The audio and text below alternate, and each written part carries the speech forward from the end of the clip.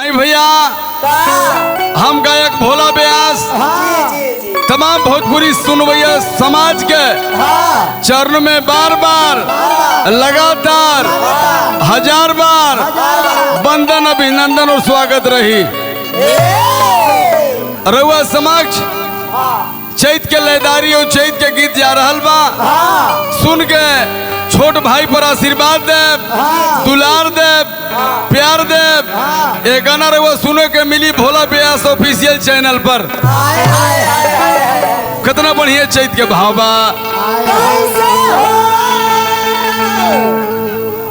कि गेहुआ के बाली पर उठवा के लाली पर, अरे सबके घर वाली पर चैत के बपहरा, फूल फूल के नवा में जो मटर चनवा में, और गोरी के जो बनवा पर ले त खूब लहरा,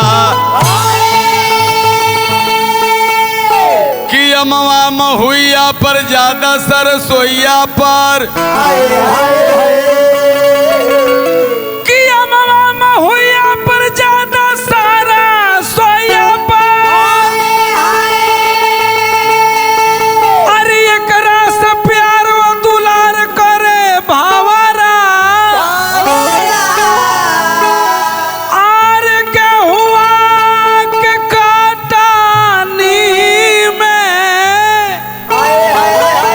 आर तरुआरी के टहानी में, के दधी बल के कथनी कहत बा ककहरा।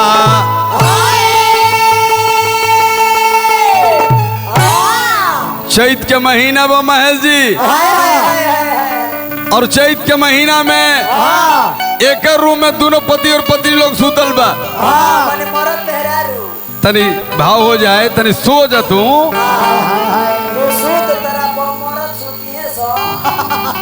दोनों पति और पत्नी लोग सुतल बा। पति देव अपना धनिया के जगह उतरे, ए धनिया अरे उठबू, अरे उठबू कि हम उठा दी, अरे उठबू, एक बार पॉकेट लगा दी। बहुत गरम लागता, बहुत गरम लागता, तो तारा गरम लागता तो हमरा कान गरम नहीं खेलागत। वही गीत के भाव में है जी, गरम लगाता इनकर बोले छिड़कता। कितना सुंदर पति देव कहले अपने धनिया से खड़ा हो जा, का कहत रे बबुआ कि चैत के गरम से देह होला नरमी, कि चैत के गरम से देह होला नरमी, और जगले होला बिहानी हो, अरे चल धनिया और चल सूते खरिहानी हो,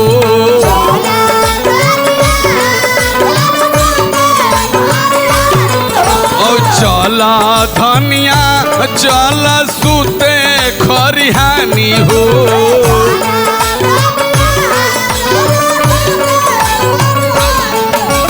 चैत के गरम से देह होला नरमी, चैत के गरम से देह होला नरमी, जगले होला बिहानी हो। घर में रहला के कोनो काम नहीं खे धनिया, कुल खेते में बा तो हमन को खेते में चला के काम बा, कि चल धनिया चल सूते खरिहानी हो,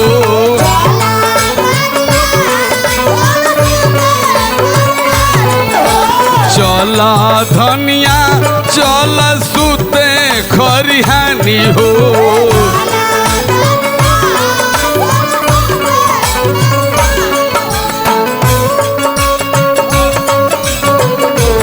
क्या बात है,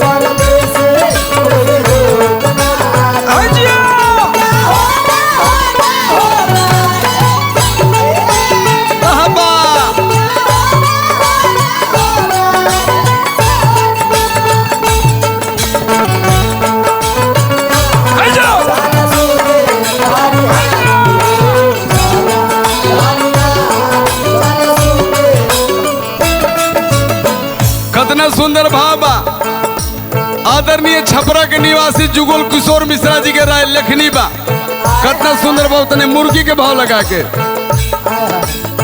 घरवा या रारावा से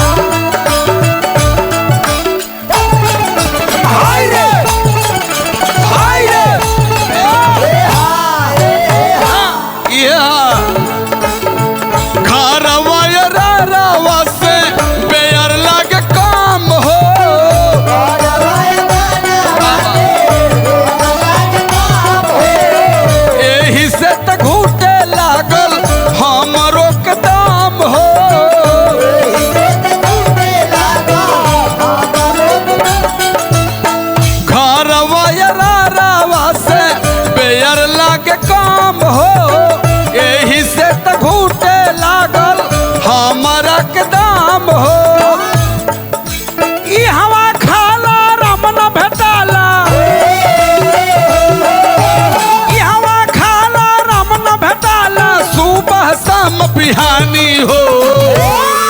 अरे चल धनिया चल सूत खरिहानी हो।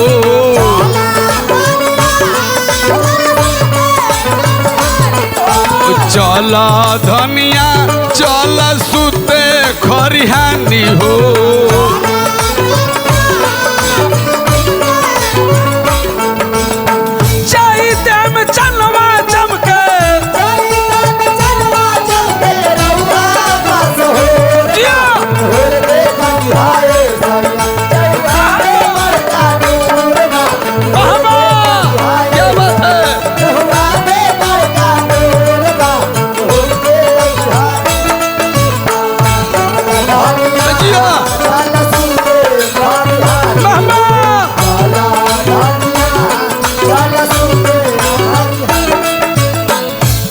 बहुत बड़का मजबूरी हमारा साथ बा।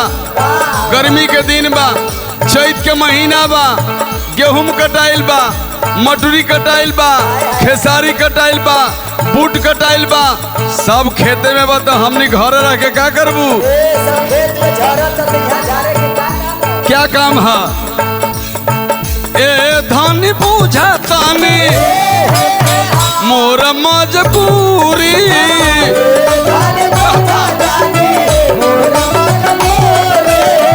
कहत नहीं कि चाल के सीमलय पूरी।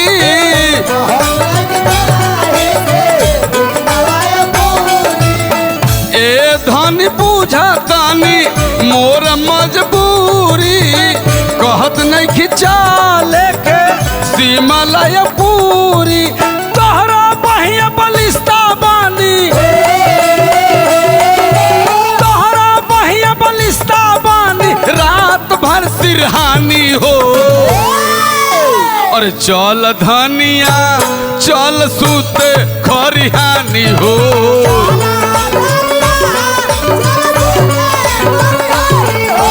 चल धनिया चल सूत खरिहानी हो। क्या बात है?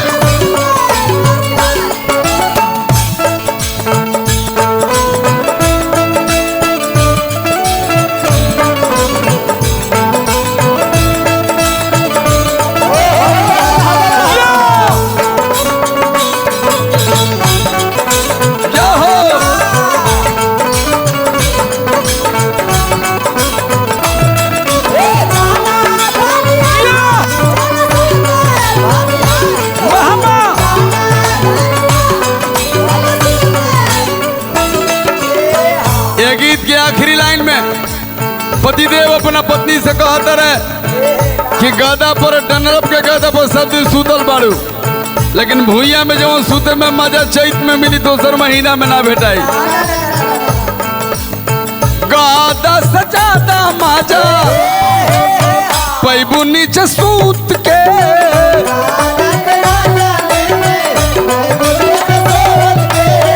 जुगुल बाबा रखी है का रेजावा के बीच के।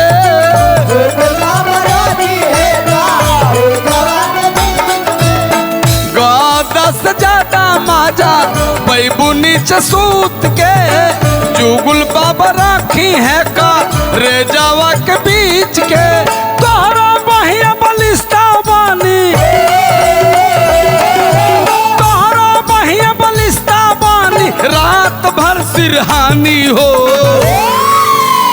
के चल धनिया चल सूते खरिहानी हो चला धनिया चल सूते खरिहानी हो चला धनिया चल सूते खरिहानी हो ला धनिया चल